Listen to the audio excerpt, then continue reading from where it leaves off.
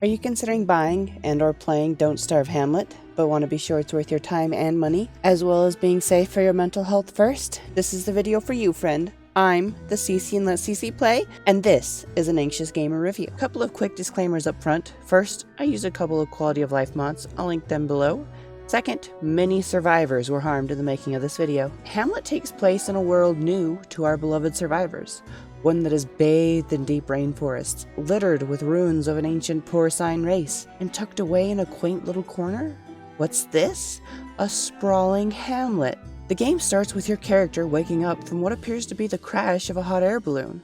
A very standard Don't Starve start indeed, but that notion doesn't last. Why can't I pick this grass? And where's all the flint? You'll soon notice this world is even more challenging than the others were. Many resources you may have come to take for granted in the other iterations of Don't Starve don't seem to be very common any longer. This is shaping up to be our most challenging expansion yet. But can challenge alone make something enjoyable? I'm not sure, but thankfully in the case of Hamlet, a more challenging experience is just a small bit of what's on the table here. Now, it probably goes without saying that there are new biomes, enemies, and equipment, as it was with the first two DLCs for Don't Starve. But what makes Hamlet unique? Well, the big thing that stood out most to me is, well, the Hamlet. Here, the pigs aren't just simple huts huddled together to hide from Charlie. They are a thriving city with an economy. You can even earn some oinks for yourself. Simpler tasks like picking the plops or trimming hedges won't earn you much, but it's honest work. If you want to go bigger though, trade is the lifeblood of porcine nations. Some will accept simple things like petals or refined items like boards and stone. The big pigs on the block are going to be the banker who will buy gems, or the professor-looking fellow who will give you 10-piece oinks for any artifacts you can bring him. This was my favorite way to make money. Exploring the ruins was just as fun as it was dangerous, and quick to punish my greed and carelessness. Be it well-placed spears, snakes, or scorpions, I had more than my fair share of mishaps in these dark rooms. Now that you've got some oinks, what can you do with them? Why not buy a house? Settle down with a few tam-o'-shanters and cutlass supremes. There didn't seem to be very many things you might need that couldn't be bought. There were shops for weapons, hats, tools, healing items, groceries, and pre-cooked meals. Even magical items and bits and bobs like gears or silk. Well, now that you're equipped, what's next? One of the greatest threats in Don't Starve has always been the bosses and the seasons, both of which have unique spins this time around.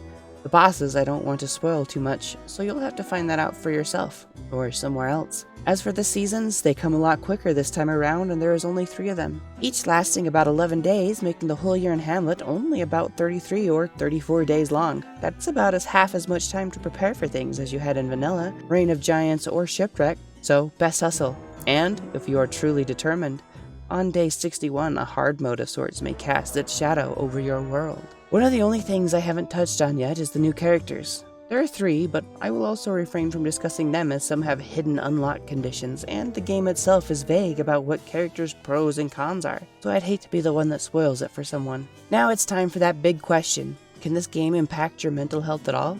I've personally played more than my fair share of Don't Starve, and have never experienced any adverse side effects in the areas I traditionally warn about, such as depression or anxiety. But as we are all different, I'll include some clips of the worst this game has to offer in these regards. The larger issue I feel comes from certain elements causing migraines. I will also include some clips of these. Keep in mind that the insanity parts of these can be turned off, and if they bother you, I'd recommend doing so. Wagstaff's blur has also been known to cause problems, but you'd require a mod to modify that part. On to the clips!